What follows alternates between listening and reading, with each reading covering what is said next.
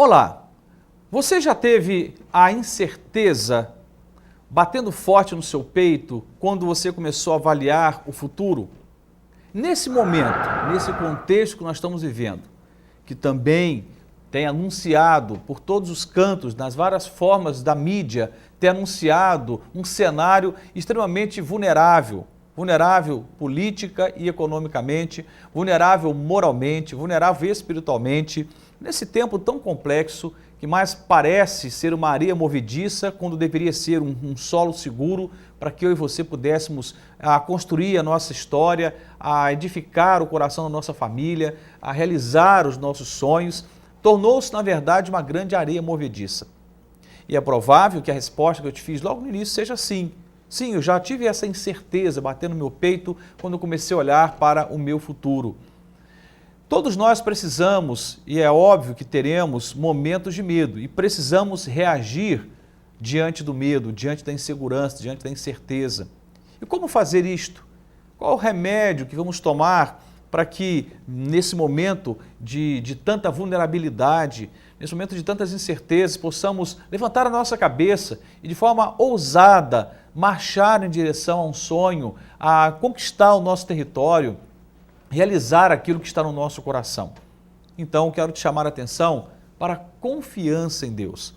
Um tema tão comum, tão repetido, eu mesmo já falei várias vezes sobre esse tema. Vou usar um texto que já anunciei no outro bloco, e esse texto, para mim, é uma das maiores referências quando o assunto é confiança em Deus. E esse salmista, no Salmo 121, ele anuncia algumas razões fantásticas para que eu e você possamos confiar em Deus, avançar nessa vida com a perspectiva de que o melhor ainda está por vir. E diz assim o salmista no Salmo 121. Escute só essa narrativa. Levantarei os meus olhos para os montes, de onde me vem um socorro. O meu socorro vem do Senhor, que fez os céus e a terra. Não deixará vacilar o teu pé, aquele que te guarda não tosquenejará. Esse que não tosquenejará, nem dormirá o guarda de Israel. O Senhor é quem te guarda, o Senhor é a tua sombra, a tua direita. O sol não te molestará de dia, nem a lua de noite. O Senhor te guardará de todo mal, guardará a tua alma. O Senhor guardará a tua entrada e a tua saída, desde agora e para sempre. Amém. Que texto fantástico. Uma narrativa linda. Esse é um dos salmos mais conhecidos, junto com o Salmo 91, 23, Salmo 40. O Salmo 121 é um anúncio fantástico de um homem que na sua limitação, na sua fraqueza, deliberou em tempo de angústia em que ele carecia de socorro, deliberou olhar para Deus como a figura mais confiável. Decidiu confiar em Deus. Ele começa olhando para as montanhas, para a imponência dos montes, para a grandeza dos montes, para essa capacidade de estrutura que o monte comunica, porque dá a ideia de uma coisa estável, mas ele olha para esse monte ou para os montes e diz, olha, o meu socorro não vem do monte, o meu socorro vem do Senhor dos montes.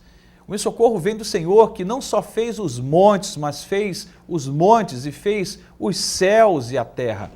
Ele é o Criador, Ele é o Senhor. Olhando para essa realidade, ele confere no coração de que apesar de estar carecendo tanto de socorro, o socorro viria. Ele diz, o meu socorro vem do Senhor que fez os céus e a terra. Uma reflexão profunda, ele começa a falar dessa aliança dele com Deus, mas também da contrapartida da aliança de Deus com ele e como Deus iria agir na sua história. É interessante olhar para essa realidade quando ele afirma que o Senhor que fez os céus e a terra iria socorrê-lo. Ele está dizendo o quê? Aquele que criou do nada, aquele que chamou à existência o que não existia, é Deus para prestar socorro para mim. Mesmo que não houvesse nada a partir do qual Deus pudesse começar a agir, Deus age até no nada. Ele é criador, ele suscita a vida onde há morte. Ele realiza projetos fantásticos, como a própria criação do universo, pela sua palavra, por deliberar no seu coração e declarar, haja luz, a luz se deu. Em decidir que o homem deveria ser criado, o homem foi criado.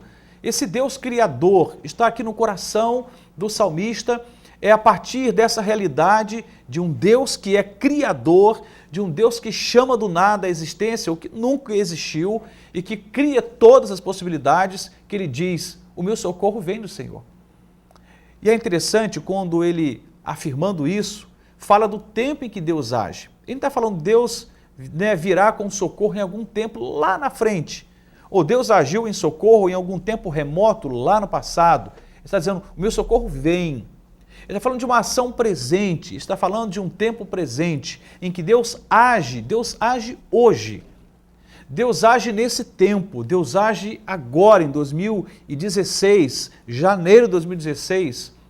É óbvio que existe o tempo das coisas e o tempo de Deus agir na história humana, na sua história em particular. Nada acontece antes nem depois do tempo de Deus, mas Deus está agindo nesse tempo. Não é uma perspectiva remota de algo que vai acontecer lá no futuro. Está dizendo: meu socorro vem do Senhor. É Ele que me socorre.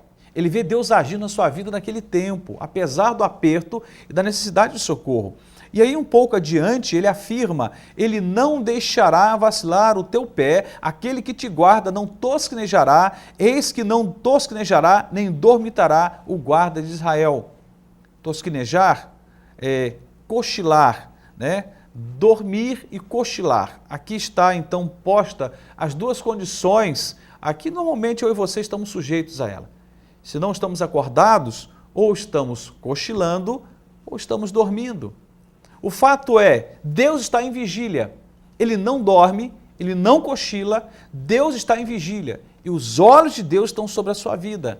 Há uma atenção de Deus sobre a sua vida. Ele chega a dizer aqui: olha, o Senhor te guardará de todo o mal, guardará a tua alma e guardará a tua entrada e a tua saída, agora e sempre. Há um estado de vigília permanente, de atenção permanente. Assim como um pai ou uma mãe não desgruda o olhar de um bebê, porque sabe do risco que essa criança pequena, na sua tenridade, tem e pode sofrer danos até a morte. Então esse pai e essa mãe, que são responsáveis, não desgrudam o olhar.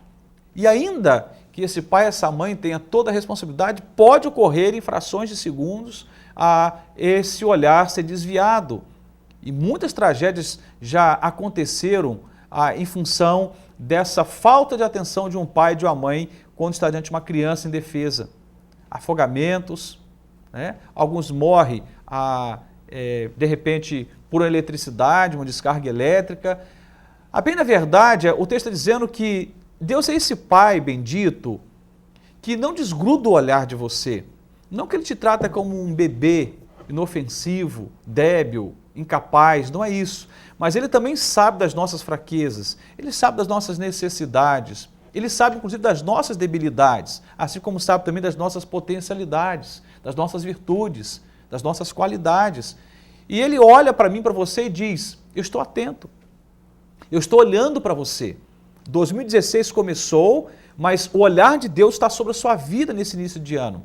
E estará sobre você, certamente, no mês de fevereiro, março e assim até chegar ao final de mais um ano.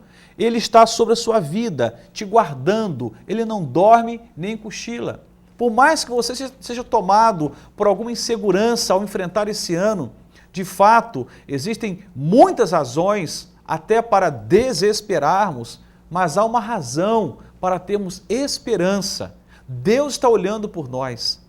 A realidade espiritual é essa. O Senhor está de forma vigilante observando a sua vida, a minha vida. Não como quem alguém nos espreita para nos acusar, para de repente nos chicotear. Não, não é isso. Mas Ele olha para mim e para você.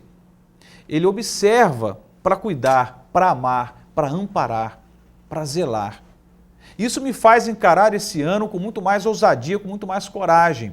O texto afirma também que Ele é o Deus que guarda a nossa entrada e a nossa saída. Eu me lembrei de Apocalipse quando anuncia o fato de que o Senhor, Ele é alfa e ômega, ou seja, Ele é o princípio de tudo e Ele é o fim de tudo. Nada fica no meio do caminho. Ele é o Deus que começa e termina histórias. Se há uma promessa de Deus para a sua vida, para o seu emprego, para a sua empresa, para a sua família, para o seu casamento, se há uma promessa de Deus para o seu ministério, o que Deus começou, Ele é fiel para completar. É o que a Bíblia diz. Ele é fiel, ele guarda a entrada e a saída, o começo das coisas e o final das coisas. Nada fica no meio do caminho. É assim que Deus trabalha. Foi assim no plano da criação, foi assim no plano da redenção. Quando olhamos para a história da redenção, desde o momento em que Cristo veio até a sua morte e ressurreição, nada foi abortado. O que foi planejado foi executado. E Deus age dessa forma. Então, escute isto. Nada fugiu do plano de Deus. Estamos vivendo um tempo caótico, talvez para muitos que estão agora iniciando a vida com 10, 12 anos, não tem um registro de um tempo tão caótico como este. Para nós que vivemos mais tempo, talvez nos lembremos, já tivemos um sossego há algumas décadas atrás, mas estamos vivendo um tempo muito vulnerável.